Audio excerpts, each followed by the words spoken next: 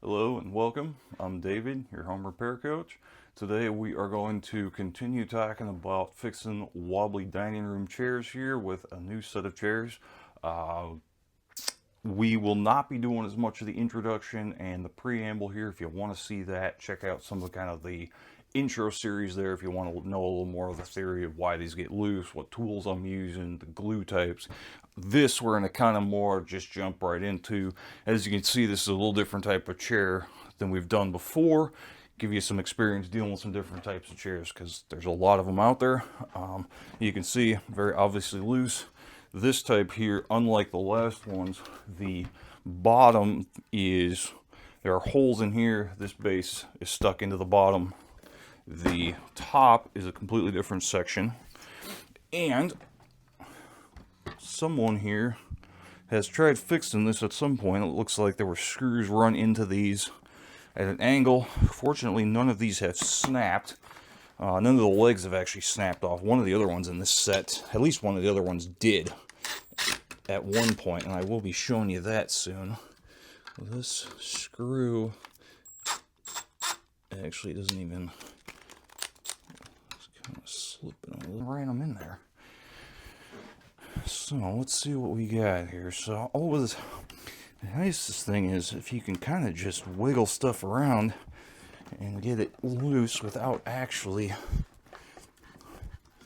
prying or hammering or anything like that. And this is the first one in this series that I've done. I had no chair before this to experiment on, so you get to kind of watch the raw, unfiltered trial and error here. I was hoping we'd be able to get some just wiggling it once those screws got out, but it doesn't look like it's quite that loose. So what I'm going to try next, try our handy trigger clamp, see if I can kind of wiggle some of this up. I don't know if I've got enough clearance for this one. This part I'm going to want to do very carefully because this piece is pretty thin here.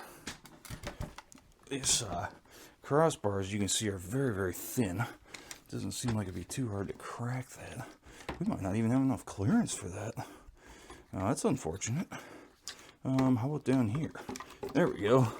Always a little bit of figuring out as we go with this stuff. Every one is a little bit different.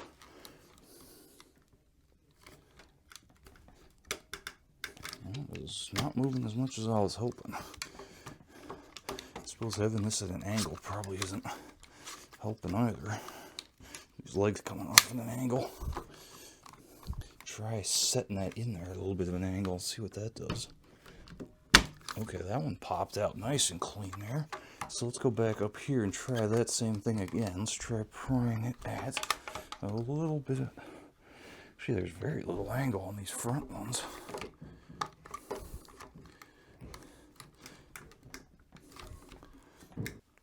I hope they don't.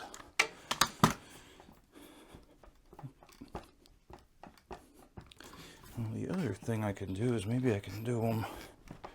Get some of these cross braces off of here first.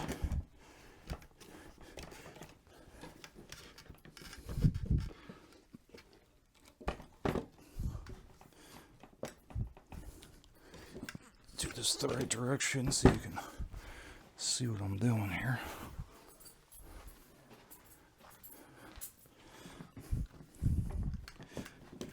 Just keep wiggling it. Because it's definitely moving. I really hope we're not fighting a broken off screw in there. But I kind of don't think we are.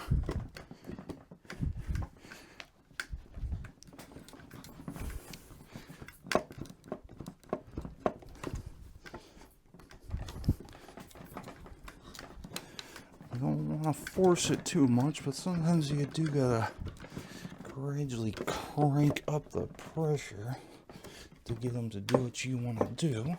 I'm just working it around, trying to really get it loose. Actually, you know what? I wonder if the smart thing is going to be to do this routine. Really should have done that before.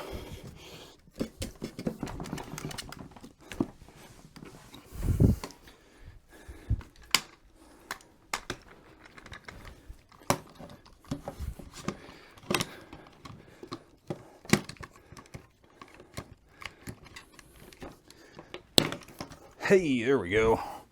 There's one of them. There we go. Oh, there was a screw and there was all the way on the other side.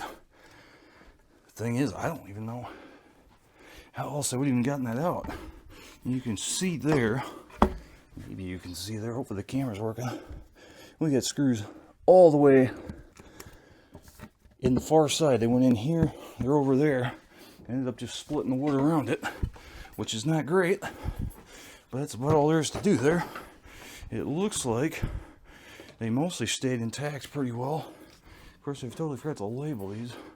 So they split there, but I think it's controlled enough. We still got plenty of glue area on the back too, all around there. We can probably pump that full of epoxy. Maybe use some of that silica powder. Of course, now I'm realizing I completely forgot to label everything, but it'll be not too late for that quick here. I'll spell out front for simplicity.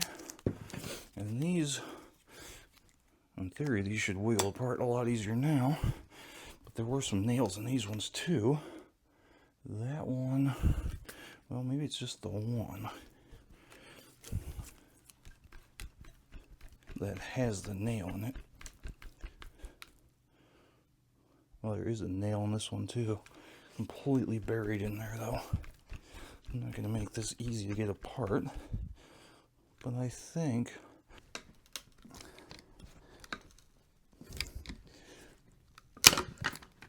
oh boy, I guess that nail was a better hold than I thought.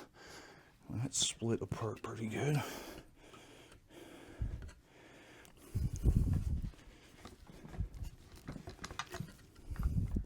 almost wonder if I should just leave that one at this point.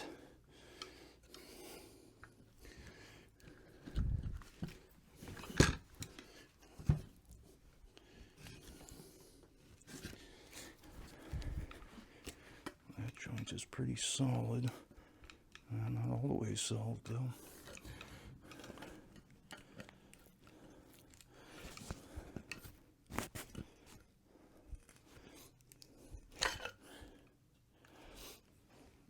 And boy, you see that one split there too.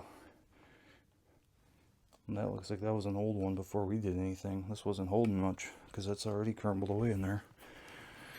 So we're going to have another case for using the doweling jig and the portable drill guide for repair. So you guys are going to get a more complete rundown on crazy stuff that happens when you're rebuilding chairs than I was originally planning to do. But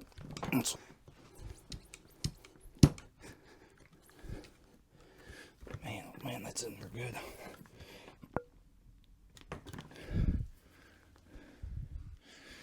That nail in there, we just don't have enough room to flex the nail far enough to break the nail. We don't have anything to pry against or lever against. Might just have to start. Ooh. That didn't sound great. I'm kind of guessing the glue joint is about broken and it's mostly the nail in there. Sometimes you can use a long punch to push them all the way through with trim boards, but in this case, I just don't know if that's even going to work. Can't reach under there and flush cut it. It really kind of leaves us a conundrum there. I don't know a few tricks for getting out nails, but this one doesn't leave us much to work with here. I mean, we can pump it full of epoxy and just clamp it.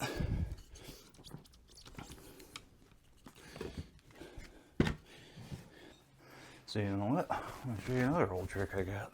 It's the step away from it before we do something stupid. I can go have a cup of coffee and come back to it later.